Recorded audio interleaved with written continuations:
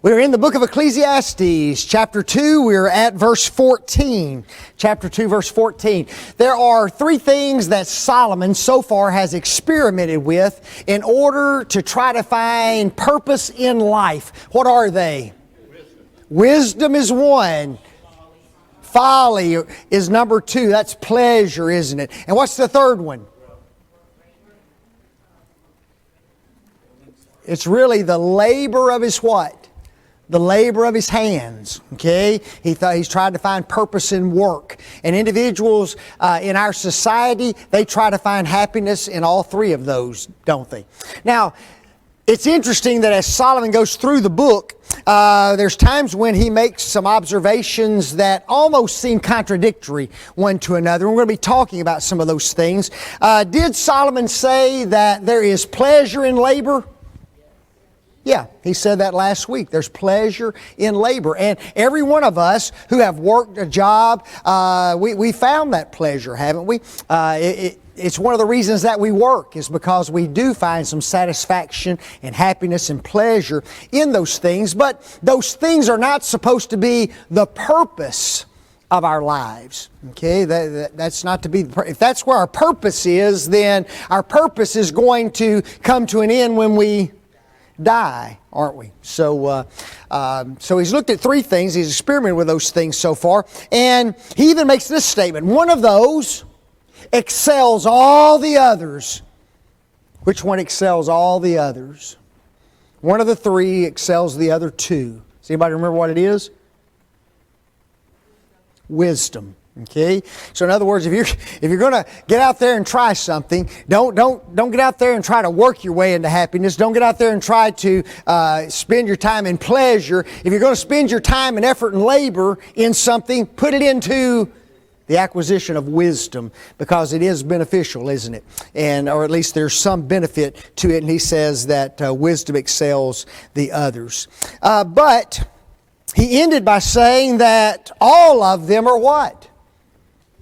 Vanity, and what's the other expression that he puts in there? And vexation of spirit. Okay, and why is that? Why is all of those things? Why are all of them vanity and vexation of spirit? Yes, because all men are going to die. If you spend all your time acquiring wisdom, if you spend all your time trying to find happiness and pleasure, if you spend all your time trying to find happiness in work, then one of these days you're going to die and you're just going to leave every bit of that behind, and it's going to mean absolutely nothing at that point in your life. Okay? And that's kind of where he is right now in Ecclesiastes 2:14. But notice in Ecclesiastes 2:14 that he makes a contrast between two individuals. The wise man's eyes are in his head. Aren't you glad of that?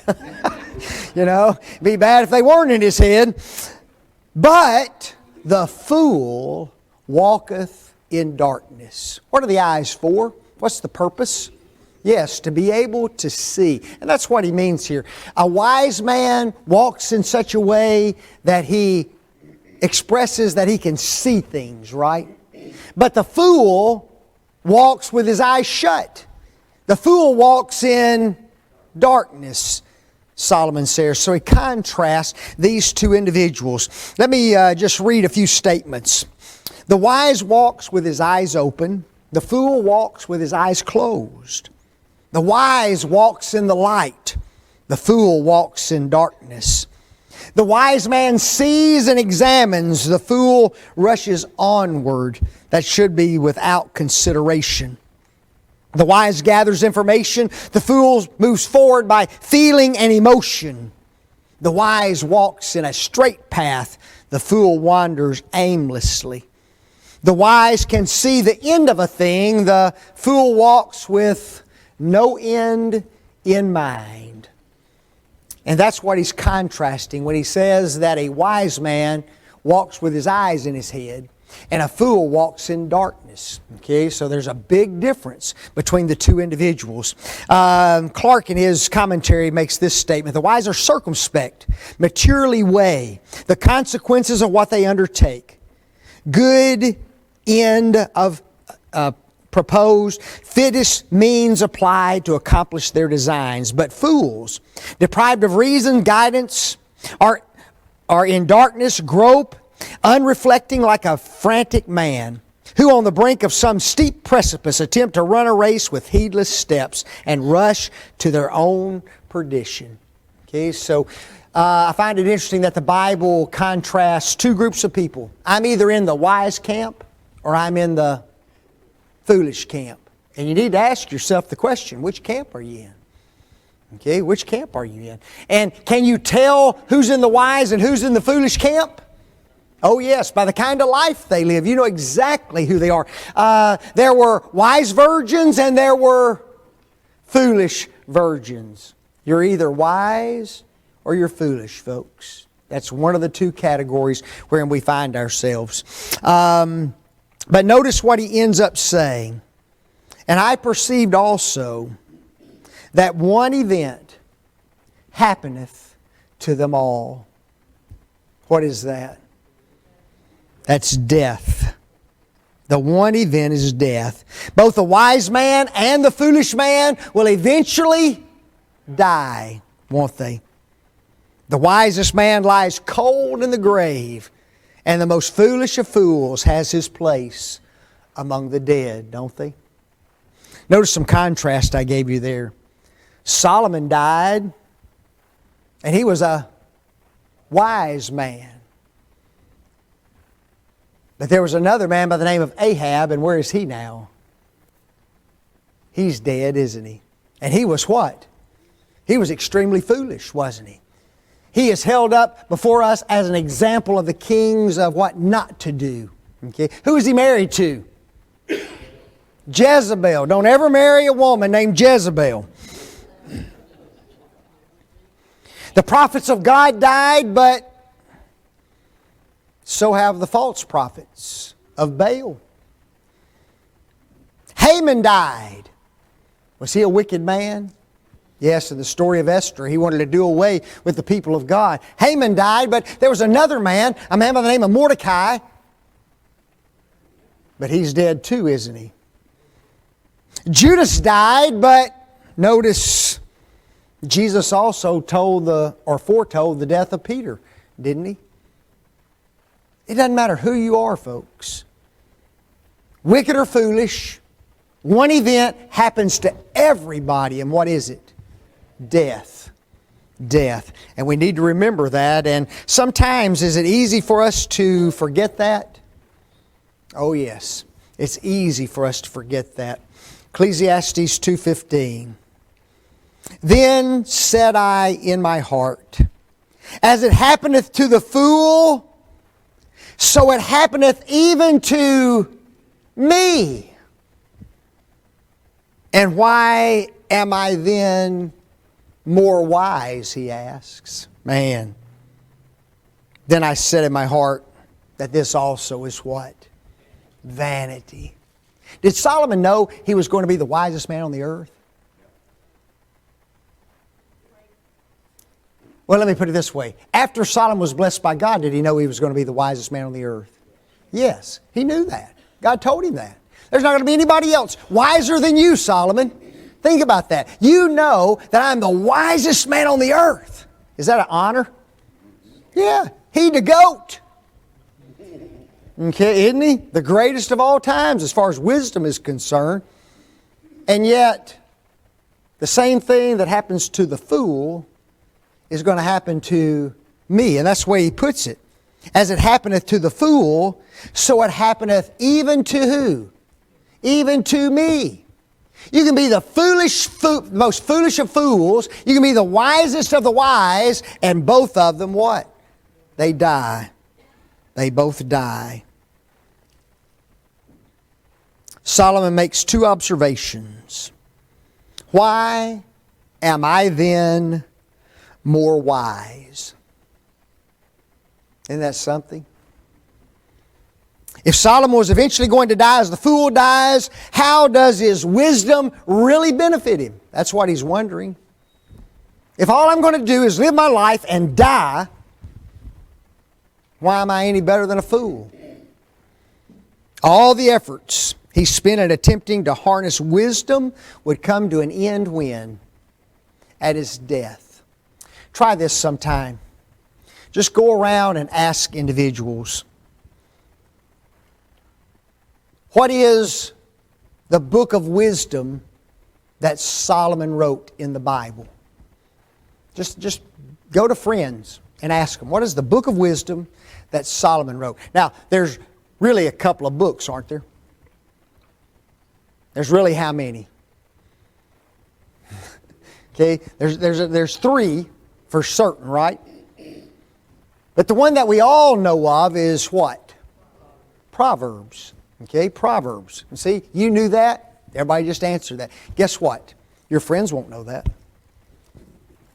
You know that? Now think about that. The wisest man in all the earth sat down and wrote a book of 31 chapters with all of these proverbs in it in order to express his wisdom to the world. And guess what? The bulk of humanity has never read it. Never. And will never. And there's many Christians who haven't read it very much. You see, when Solomon died, to a great extent his wisdom what? His wisdom died with him, didn't it? Okay? It's unbelievable. Much of the wisdom that he had acquired was lost at death. Did Solomon know things and did Solomon research things that he hadn't written down for us?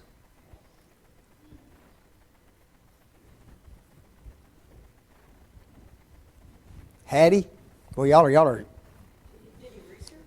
And I said, did Solomon know things, understand things, research things that aren't written down for us? Yeah. You know, there's things that he looked into, guys, that he examined, that he acquired knowledge of. And guess what he didn't do? He wasn't authorized by the Spirit to write on those things. He knew them, but he didn't write them down. So when he died, every bit of that just passed from the earth, didn't it? Wow. This also is vanity. In the end, whether a person pursues wisdom or folly, death will come. Wisdom might excel folly in this world, but not what? But not in death. It doesn't matter. Man has not learned and will never learn how to conquer one enemy. And that's what? That's death. Okay? I don't care. Well, there's two things man will never be able to do. Okay, what's one of them? Huh? Breathe underwater. Okay. Well, we kind of can, can't we? You know, with the right equipment, we can breathe underwater, can't we? And but man will never be able to create life because life resides in who? Life resides in God. Okay, God is life, the Bible says. So man will never be able to create life. And the second thing he will never be able to do is stop death. Okay, he will never be able to do that. That is decreed of God. It is appointed unto man once to what? Die. So those two things man will never be able to do. Now watch this next point that he makes. For there is no remembrance of the wise more than of the fool forever. Man. Notice point A. In the course of human history, very few men and women are remembered very long after death. Is that true? Very few are remembered. How many of you have gone to visit your mother or father's grave this last year? Okay? Not even half. Not even half. Okay? Every time I go to Memphis, I stop by and visit my mom and dad's grave. Kathleen's mom and dad are there, so I can just visit their gravesite as well, because it's not very far from where the lectureships are. So I get to stop in. But I knew most people, they don't go and visit those graves. Watch this next one. How many of you know where your grandparents are buried? You know where they're buried? Okay. There's some who don't. I know where one set of my grandparents are buried, and I could get there pretty easily. Okay, my grandmother on my father's side, his mom, I don't know where the grave is. Okay, I don't even know where the cemetery is. I know the name of the cemetery, but I'd have to look it up and find it and try to go look up the grave and try to find, because I haven't been. And I bet I haven't been since she passed away. Isn't that unbelievable? Unbelievable. For the longest, I didn't know. Well, let me back up just a minute. My grandfather on my dad's side, my dad's dad, I never knew him. He died before my mom and dad were even married. And his name was Mose, M-O-S-E. He had a brother named Noah. Why they didn't name him Moses, I don't know. And I may never know, okay?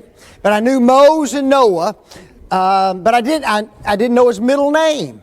And finally, I was doing just a little bit of research, and all of a sudden, his death certificate pops up, and I finally know his middle name. Mose Fate, F-A-T-E, Eskew was his name. But for years, I didn't know that. And I'll guarantee you, I can go to any one of my 3 kids, and I can say, what was your great-granddad's name? They wouldn't even know his name, much less his middle name. Okay? That's unbelievable, isn't it? Notice the next point. If we don't know these things, we're almost certain that our children don't know those things. If I don't know where my grandparents are buried, I know my kids don't know. If I don't know my grandparents' names, I know my kids don't know their names. And that's only 2 generations removed, isn't it? I bet you if I went to my kids and asked them even my dad's full name, they wouldn't know. They know Gerald. But as far as his... All the people that nowadays are cremated. Oh, yeah.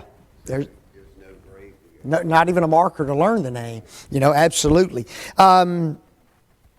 The reason I make mention of it is I just want you to see how quickly we what? We forget. And that's what Solomon is expressing. For there is no remembrance of the fool, of the wise more than the fool what? Forever. When you die, you ain't going to be remembered long. Just mark it up. Boy, don't that make you feel good? You know? I lived 80 years and nobody knows a thing about me. And isn't that even true of pretty important people?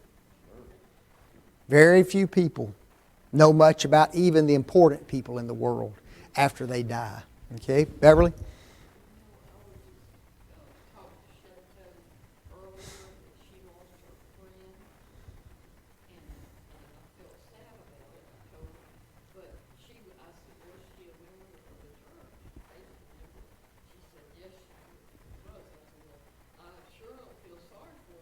No, not once you know that.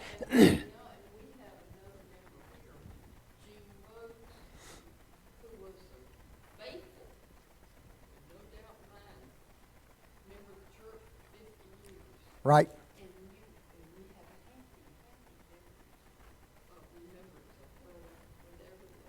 Right.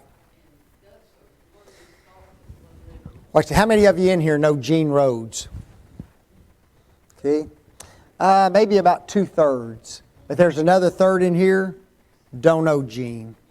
Okay? Have no clue who she is. And many of you who are in here are older who know her. When you pass away, guess what?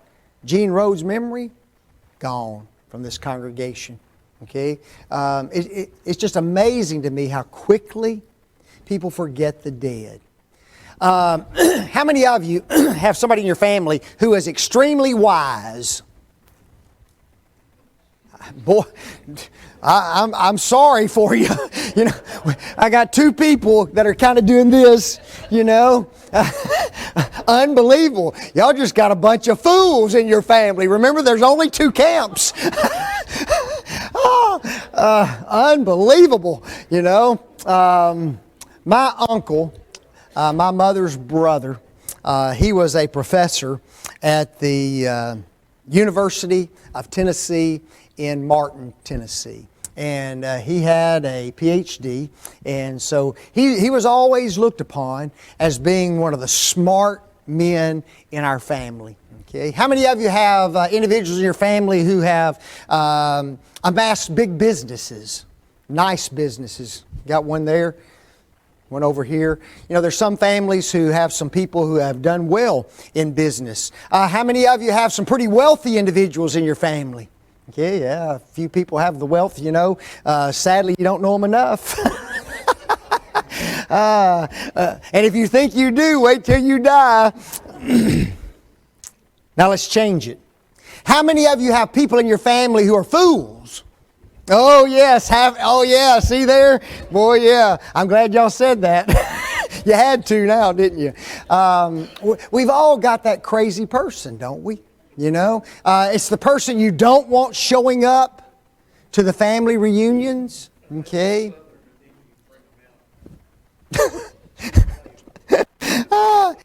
Sometimes those individuals have done harm to themselves. They've done harm to their family.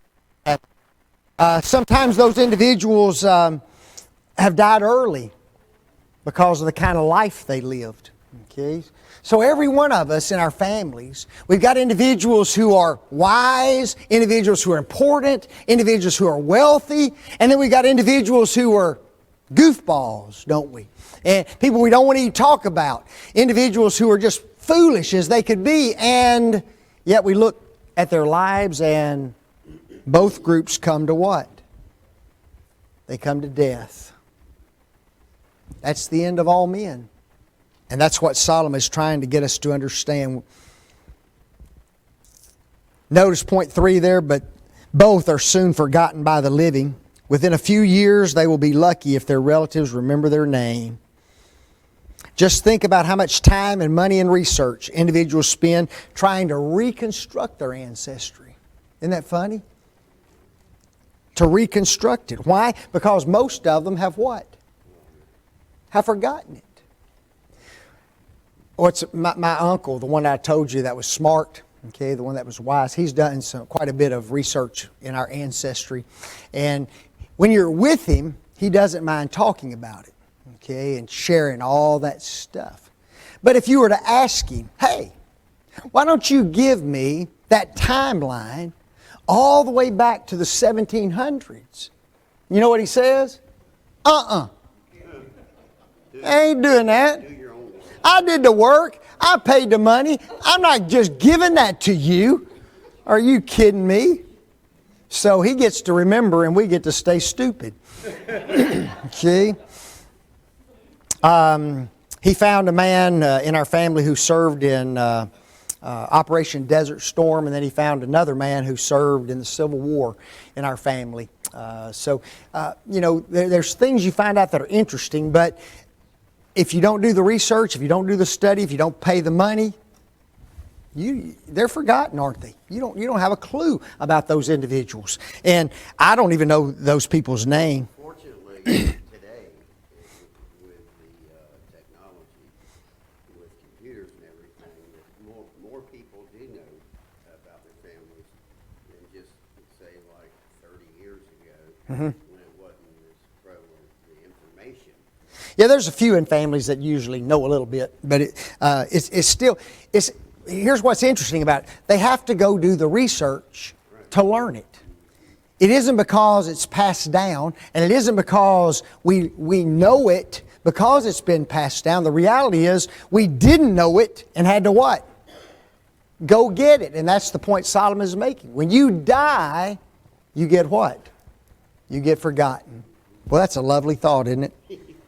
The lesson is what I put down there. This will happen to us as well. That which now is in the days to come shall all be forgotten. Notice what it says. Seeing that which is in the days to come shall all be what? Forgotten. And how dieth the wise man? As the fool. Larry?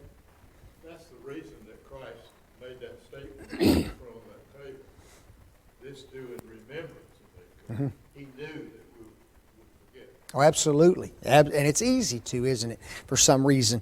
Notice the note that I put there under the lesson. In some ways, the forgetting begins even before the person dies in our society. Doesn't it? Few visits or phone calls. We put our relatives in assisted living facilities. And seldom do children think of their parents during the day. You know what they're doing? They're forgetting. Aren't they? They're beginning to forget. I don't know about you, that hurts kind of. But you can see it, can't you? Who does? Well, you're lucky. Or not lucky. Depending on why they're calling you.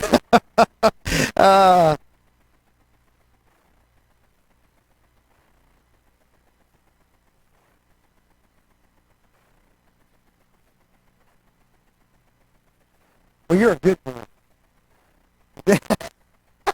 but there's a lot of people who a lot of kids who hardly ever think of it. You know that?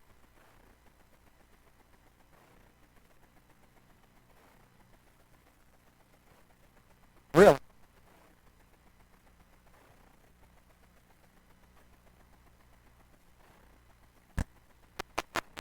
Very good.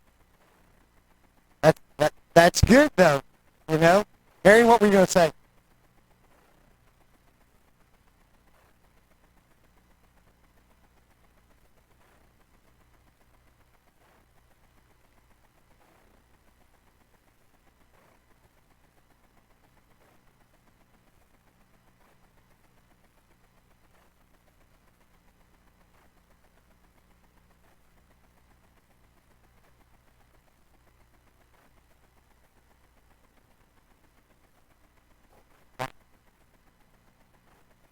Good. It's not, you just look at all the assisted living facilities, the care facilities that are put up. Some of that's the parents' fault because they don't live in the kids for whatever reason. But we're missing some things. Notice that last statement under the lessons. It's easy to forget something. Are there people in your family that don't? One of the weirdest things that I've ever done, or what happens is, they say, let's have a family reunion, right? And everybody says, yeah, that'd be great. So you have this big family reunion, 150 people show up, and guess where everybody sits? With their little family. Isn't that true? You have the little cliques all over here, and there's one or two little politicians in the family, and they're running around talking to everybody, but everybody else is just, and you try to play a game to loosen everybody up, and nobody wants to play. If you go around and try to be the person that's the little politician, it's hard to even get them to shake your hand. Who are you?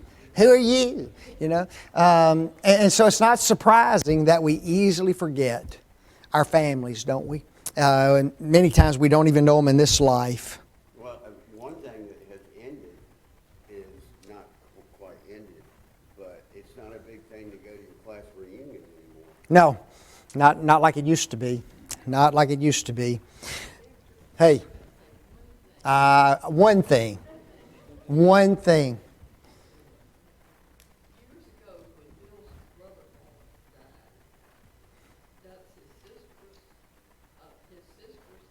Mm-hmm. I refused to go with him to the funeral. I said, I'll just stand back in my street and I'm very close to her. Right here, Jack. I'll stand back and take care of her. And so I did not go because this man was so corrupt. It was evil. It was like we talked about this lesson this morning. What Bill went on because he felt like he needed to do it for himself. But see, he was so corrupt you remember him. Ain't that sad? But he was so corrupt you remember all about him. Notice what Solomon says there at the end. How dieth the wise man? And he then says, as the fool. Some die of old age. Some die tragically. Some die due to sickness. Some die accidentally. Some die by means of suicide, don't they? Everybody what?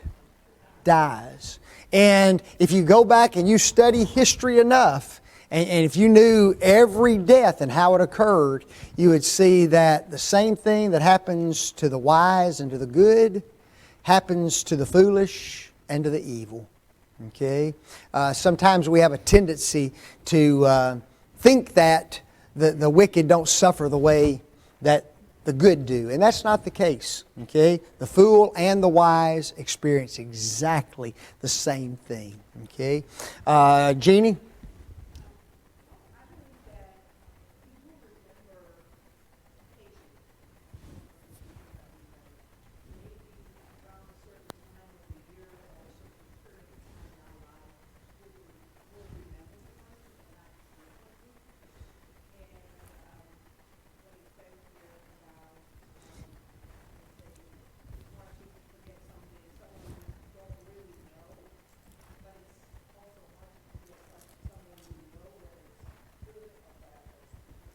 Yeah, but the problem is that, and the point that Solomon's trying to make is that it doesn't take much time to pass before the dead are what? Are forgotten. You may remember, I'm going to remember my mother and my father until I die. Okay, and when I go to Memphis, I'll drive by the cemetery and I'll stop for a minute, and I'll do that till I die. But I guarantee you, my children don't. Okay? They don't hardly ever go out there. And some of them have even lived in the area and don't go by there. And so when I die, oh yeah, they'll just cremate me like you said. Throw his dust to the wind. Good riddance. Off he goes. Jim?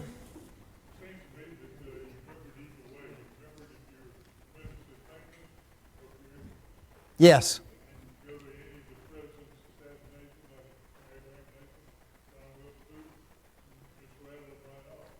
Right. But it's like, but think about how many people are living on the planet today, right? Almost 8 billion people on the planet. And how many of them do we know? And how many of them will be remembered when they die? Only if they have a face on Mount Rushmore. I bet most people couldn't even tell you who's up there now. For most of them. You're exactly right. Okay? Wow. Notice what Solomon says in Ecclesiastes 2:17. We won't be able to spend any time on it, but just look at what he says. Therefore I what? I hated life. Isn't that something? I hated life. Because the work that is wrought under the sun is grievous unto me, for all is vanity and vexation of spirit. Wow. In the book of Ecclesiastes, and we noted this when we did our introduction, you'll see two sides of a coin, won't you? There's times when Solomon seems like he loves life and that it's a joy. And then he flips the coin around, and in the very next chapter, the very thing that he loved, he now says what? I hate. And you just have to keep it in perspective of what he's doing and what he's trying to accomplish. Questions, comments? You're all going to what? No, you need to add something to that now. We're all going to die and be forgotten. That makes you feel good, doesn't it? Thank you, thank you.